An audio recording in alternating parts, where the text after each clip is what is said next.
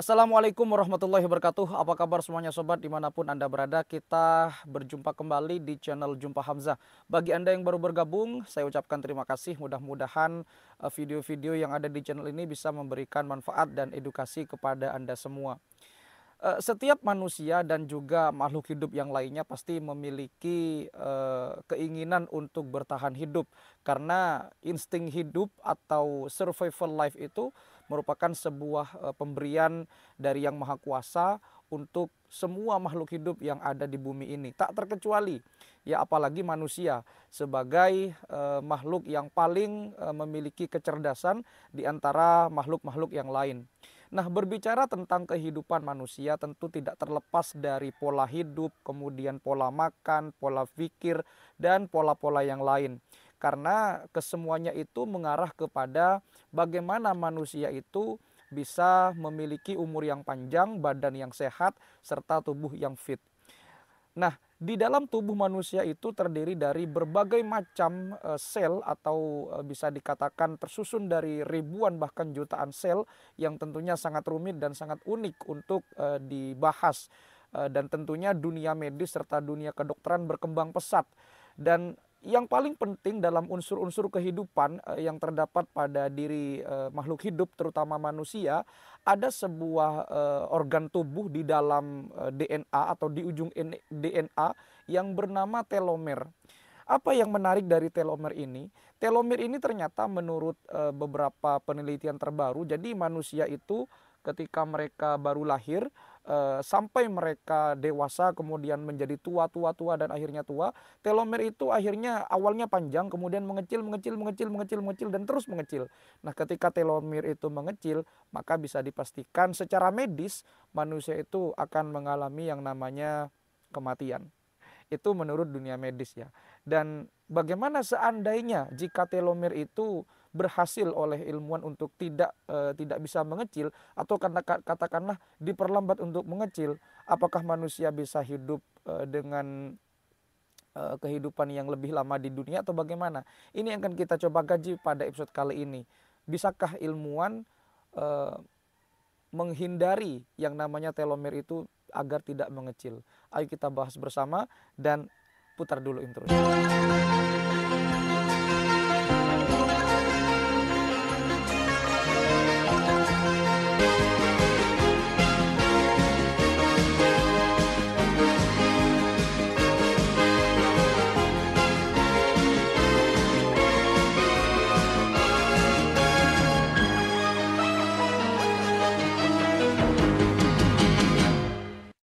Perkembangan dunia sains membawa perkembangan dan berdampak besar dalam segi kehidupan manusia, tak terkecuali dunia kedokteran dan dunia-dunia medis yang lainnya. Dan menurut beberapa penelitian terbaru bahwa tubuh manusia itu di dalamnya ada yang berupa telomer, di mana telomer ini memainkan unsur yang sangat fundamental dalam kehidupan manusia ketika mereka menjalani kehidupan di dunia, di mana ketika kecil ternyata manusia itu sudah memiliki telomer, dan juga makhluk-makhluk hidup yang lain ya, terutama manusia, karena dalam hal ini pembahasan kita akan mengerucut kepada manusia. Telomer ini berfungsi untuk memperbaiki atau untuk menghindari kerusakan DNA. Jadi telomer itu adalah sebuah unsur yang ada di ujung DNA, di mana telomer tersebut berfungsi untuk melindungi kerusakan DNA dari manusia dan makhluk hidup yang lain. Nah, ketika telomer itu rusak, maka dipastikan DNA itu sudah nggak bisa bertahan. Dan jika telomer itu akhirnya mengecil dan terus memendek, maka bisa dipastikan secara medis manusia bisa mengalami yang namanya kematian. Karena begini, eh di tubuh manusia itu tersusun dari berjuta-juta sel ya, dan berjuta-juta molekul-molekul. Dan tentunya ketika manusia itu ataupun makhluk hidup yang lain diteliti secara lebih lanjut dalam laboratorium, maka kita akan menemukan berjuta-juta sel yang sangat rumit, dan itu memang bisa membuat manusia itu bisa berjalan, bisa bernafas, bisa menjadi saraf dan seterusnya. Tetapi memang telomer ini berfungsi untuk melindungi DNA. DNA itu kan adalah kromosom ya, salah satu unsur kromosom, di mana kalau laki-laki kromosomnya biasanya XY kodenya, ketika perempuan dia menjadi XX. Ya, jadi kromosom itu hanya ada 2 di makhluk hidup itu. Jantan ya betina, laki-laki atau perempuan. Laki-laki berkode XY, kemudian perempuan berkode XX. Nggak ada yang namanya kromosom banci dan seterusnya. Jadi seperti itu kalau dalam dunia medis. Tetapi dalam video ini kita tidak akan membahas bagaimana telomer ini disangkut pautkan dengan takdir, dan tentunya kalau takdir itu sudah beda pembahasan karena saya bukan ahli agama. Di sini saya hanya sharing kepada Anda semua yang menyaksikan video ini. Dan tentunya kalau kita berbicara tentang telomer, ya kita harus berbicara juga tentang tubuh manusia tersebut, karena memang faktor kematian itu bukan hanya disebabkan oleh telomer yang rusak atau yang memendek. Karena kan secara medis telomer itu ketika manusia semakin tua, maka akan semakin pendek, mengerucut kecil dan akhirnya mati. Ya, penyebab dari telomer itu kecil dan memendek adalah ketika DNA tidak bisa mereduplikasi sel. Jadi ketika sel di tubuh manusia itu menjadi regenerasi, maka kan setiap hari atau setiap saat bahkan sel dalam tubuh manusia itu ketika manusia masih sehat ya, selama manusia itu masih hidup ataupun makhluk hidup yang lain, maka sel-sel yang ada di tubuh makhluk hidup atau termasuk manusia itu kan mengalami reduplikasi. Jadi ketika sel itu rusak, maka akan regenerasi lagi sampai manusia tersebut atau makhluk hidup tersebut dinyatakan mati atau meninggal. Dan fungsi dari telomer tersebut ketika sudah nggak bisa lagi yang namanya sel mereduplikasi yang lain, maka dia akan mengecil dan akhirnya yang terjadi adalah kematian. Nah, di sini kita akan membahas dalam segi scientific ya. Sekali lagi saya tidak akan membahas dari segi agama ataupun takdir, itu adalah beda pembahasan. Jadi di sini kita akan membahas tentang telomer dan juga variabel kematian. Jadi variabel kematian itu kan banyak faktor ya, multifaktorial. Bisa pribadi, bisa kolektif. Artinya begini, ketika manusia itu bunuh diri misalkan, ya itu kan sebab dari faktor luar, dari eksternal, faktor eksternal ya juga bisa juga untuk menyebabkan kematian. Atau mungkin ada beberapa kelompok makhluk hidup dan manusia kemudian jatuh ke jurang, kejatuhan meteor dan segala macam, dimakan buaya, dimakan T-Rex, itu kan juga variabel-variabel yang bisa menyebabkan kematian. Tetapi memang secara fungsi, jika telomer itu mengerucut dan menjadi kecil, maka manusia bisa dipastikan secara medis mati dan meninggal. Ya, walaupun sebetulnya kita kembali lagi bahwa tubuh manusia itu memiliki organ vital ya, seperti jantung, kemudian ginjal, paru, kemudian ada otak. Dan ketika salah satu dari organ vital manusia ini rusak, ya kemungkinan besar manusia sudah nggak bisa diselamatkan secara medis ya, walaupun ada beberapa kemungkinan untuk bisa bertahan hidup dengan bantuan medis. Kalau misalkan ginjalnya rusak, bisa dicuci darah atau transplantasi ginjal, atau mungkin bisa donor ginjal. Jantung rusak ya, bisa ditangani oleh medis, bisa ditransplantasi jantung. Bahkan konon katanya sekarang dunia medis sudah bisa mentransplantasikan ginjal atau jantung dari hewan babi kepada manusia, karena konon memiliki kesamaan antara jantung babi dan juga manusia tersebut. Atau mungkin ketika paru-parunya rusak, ya mungkin bisa ditangani secara medis. Tetapi kalau otak yang sudah rusak, maka nggak bisa. Jadi manusia itu secara variabel banyak yang menjadi penyebab kematian ya, dan makhluk hidup yang lain. Di sini kita fokuskan kepada pembahasan manusia, karena memang manusia itu adalah makhluk yang sangat unik, sangat superior di antara makhluk-makhluk yang lain. Di antaranya adalah tumbuhan, hewan, dan seterusnya. Dan ketika kita membahas tentang variabel kematian, maka variabelnya mungkin bisa jutaan atau tak terhingga, karena kematian itu kan secara medis juga bisa disebabkan oleh beberapa faktor.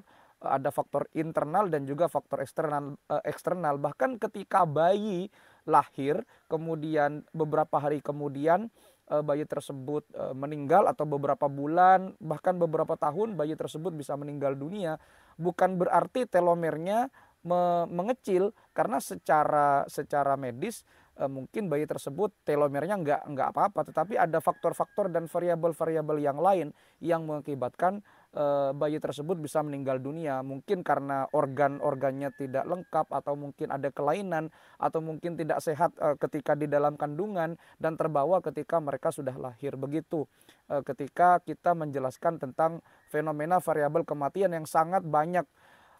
Kemudian ketika dikaitkan dengan fenomena mati suri, apakah itu telomernya mengecil kemudian panjang lagi? Ya, kalau secara medis kan mati suri itu disebut dengan Lazarus syndrome ya.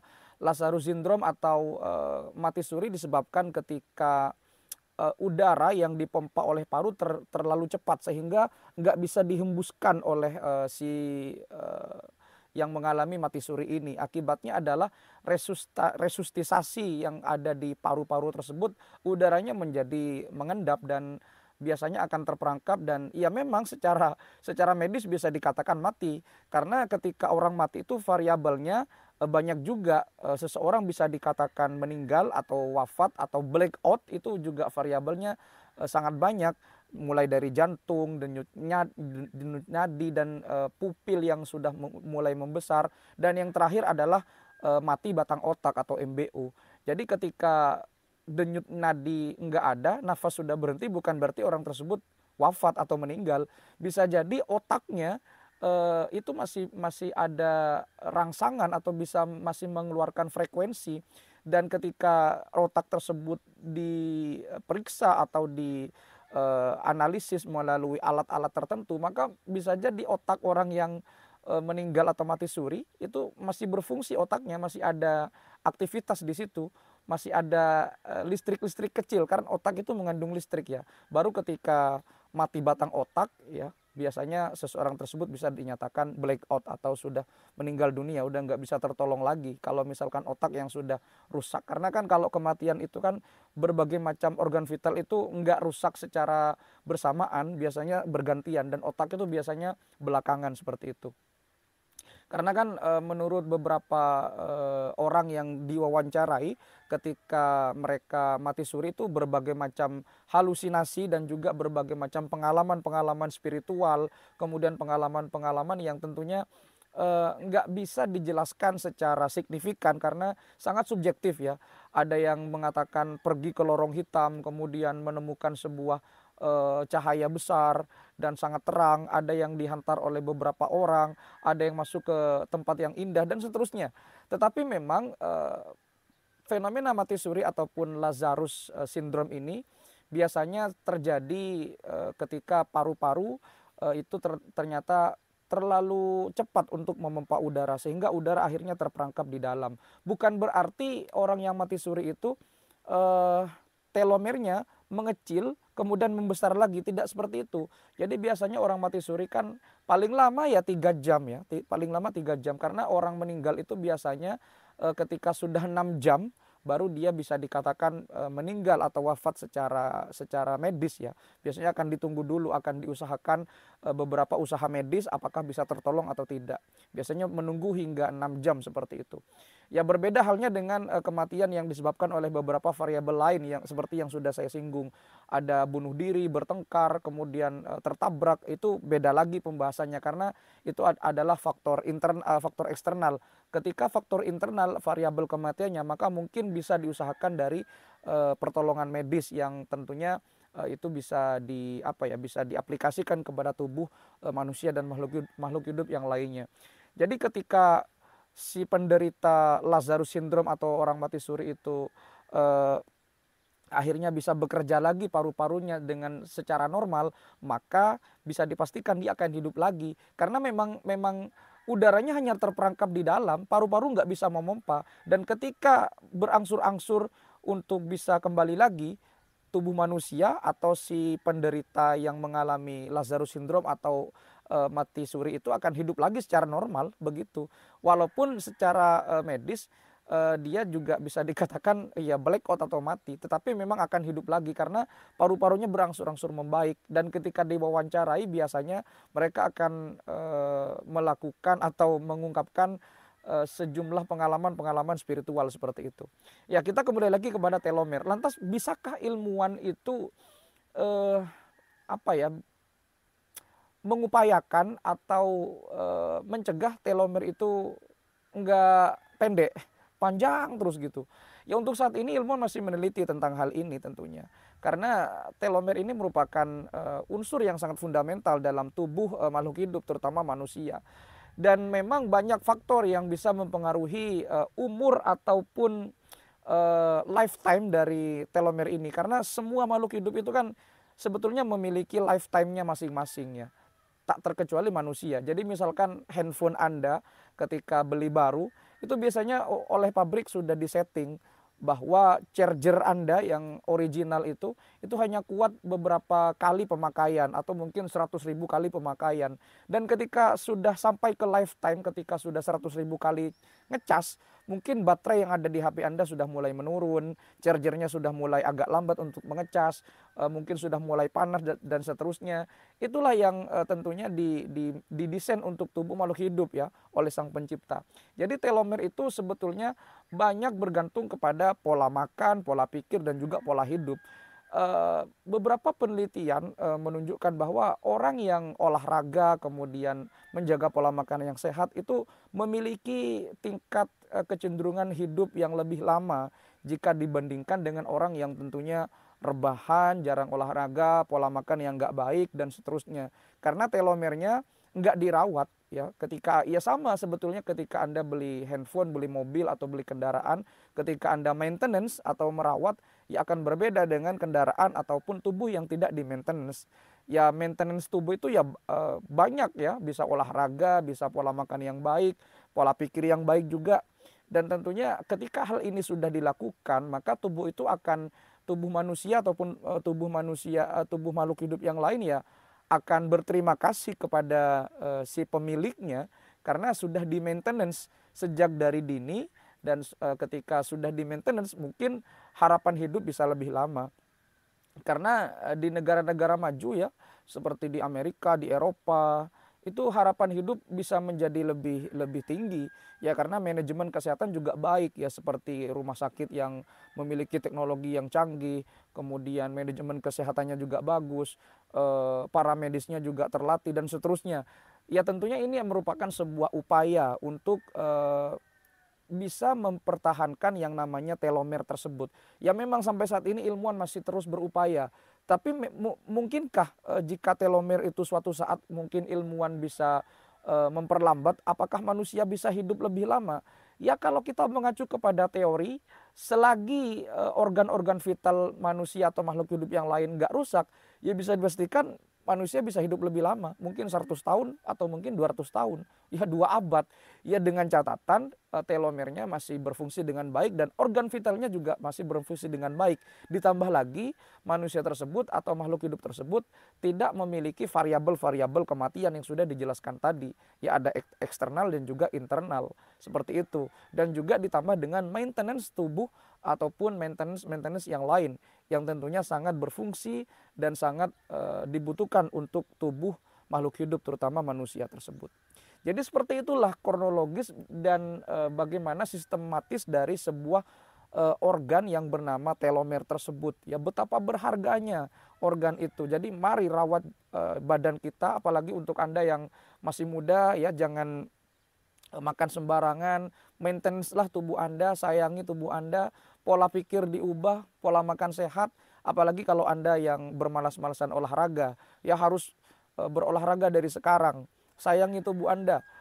Ketika Anda umur 40 bahkan 50 tahunan, ya itu sudah mulai banyak penyakit yang berdatangan. Sebetulnya penyakit itu enggak berdatangan, kita sendiri yang mengundang. Artinya tubuh kita ketika tidak di maintenance, maka yang namanya penyakit akan mudah datang. Karena kan biar bagaimanapun, berobat kemana saja, yang namanya mencegah pasti lebih baik daripada mengobati.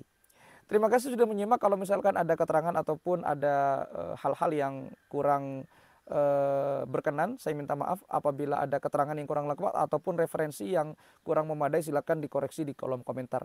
Terima kasih sudah menyimak. Sampai jumpa di video berikutnya. Wassalamualaikum warahmatullahi wabarakatuh.